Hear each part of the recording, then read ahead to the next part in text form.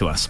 Now, I don't know if you saw this, but we spoke about this when Dion was here, a little bit of the build-up to Chris Bertish, the South African surfer, and setting this amazing attempting to set this amazing record across the Thames River. Let me just tell you something. He's just set a new stand-up paddle board record for crossing the English Channel with a distance of 38.1 kilometers.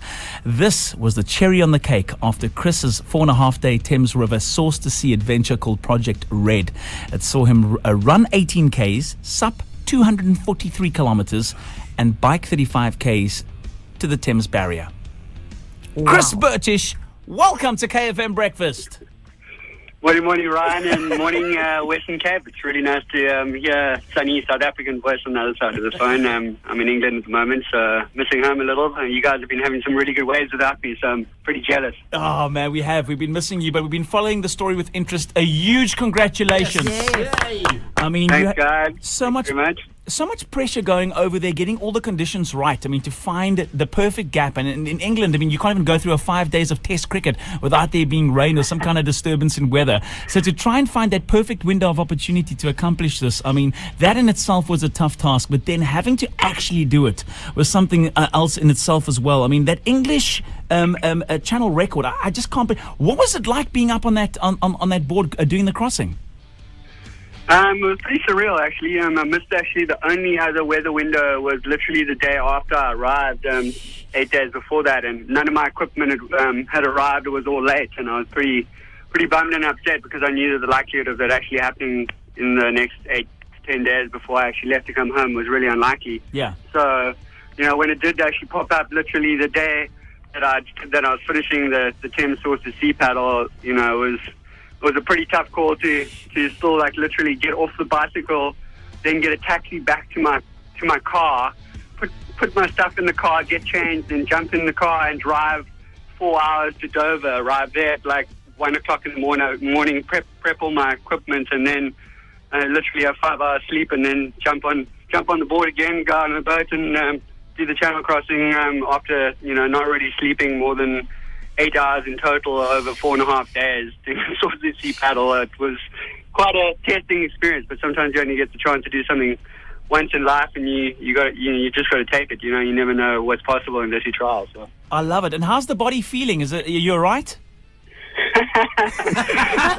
Yeah, a little stiff. I think I'm not sure if I'm getting old or if it's just the fatigue of catching up, of not having any sleep. But everyone tells me that it's good training for having kids, so maybe it's a good thing. Chris, listen, what's next for you? I mean, this is phenomenal. You're going to come back, and we're going to chat to you when you're back in Cape Town. And obviously, there's loads of video, loads of pictures that have been taken, and hopefully a chance for people to come and meet you and come and hear the story at local venues in Cape Town. So we'll talk about that closer towards you when you're back at home. But in terms of projects for the rest of this year and things that you got kind of your eyes on, what is next for you?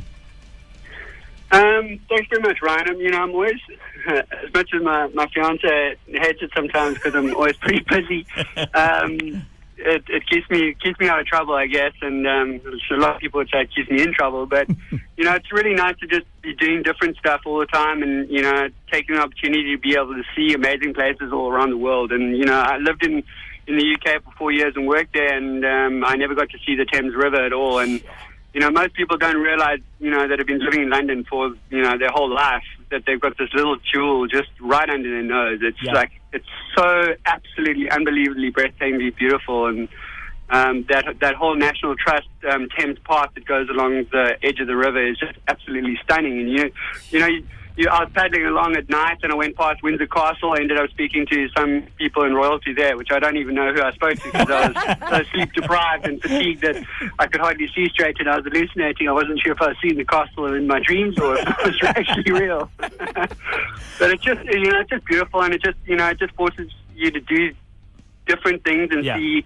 see amazing things in places that most people don't get the opportunity to do. And I think we all take a lot of things in life for granted, and I think we just got to be able to make the most of everything and really suck the most out of life and try and give a little bit back whenever we can. And this was all in aid of the Lunchbox Fund, which is to feed hungry kids in South Africa. So raising some money and awareness for that, which is it's always nice.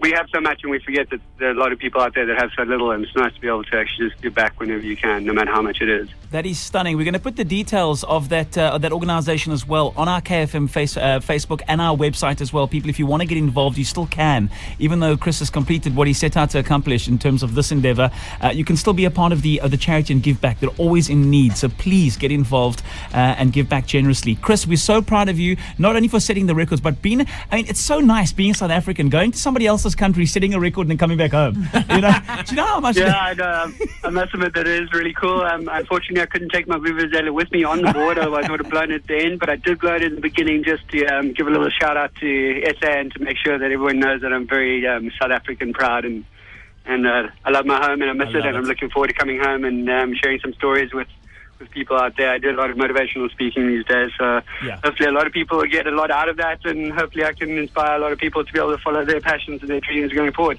Stunning. The most amazing, we used to call him big wave surfer, is now become international adventurer and extremist.